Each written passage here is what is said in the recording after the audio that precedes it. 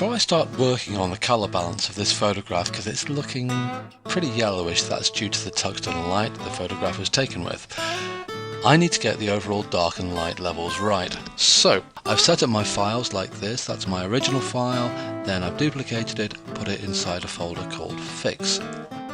Right, let's come to Control plus L or Command plus L if you're on a Mac, and here's my levels dialog box.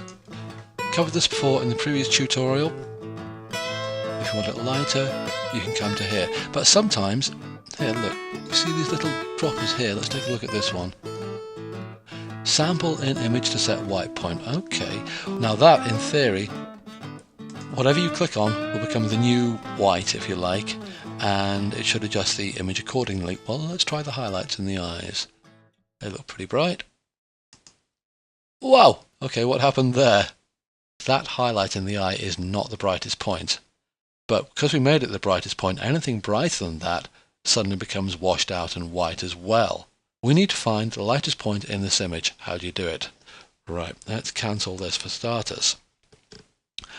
Let's come to our base layer. Let's duplicate it. And I'm going to call this Threshold. Come to Image, Adjustments, Threshold. See this graph? This is the same graph which shows all the values of dark to light on the image. All the dark pixels here, all the light pixels here. And you've got this slider. And if you move it around, you can see what's happening here. Anything to the left of this slider will be shown as black. Anything to the right of it will be shown as white.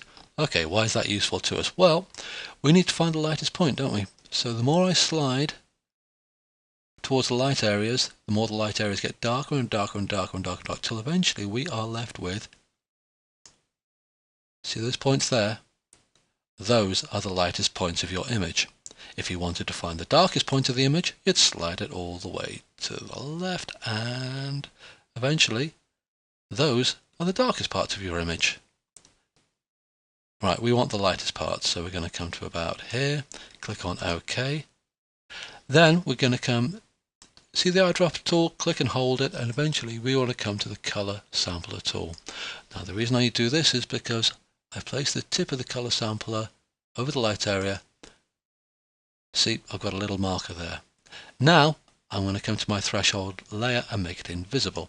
Don't need it anymore. I'm going to come to my base layer, call up levels again, Control L or Command plus L, and now when I come to my white eyedropper, I can click inside that marker I've just made, which is the lightest part of the image, and bang!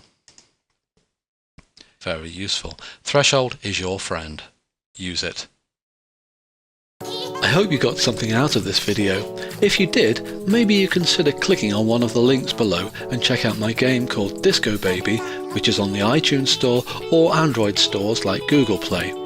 It has 3 different games in it, a memory game, a maths game for children, and a dance along with me game for toddlers to join in with.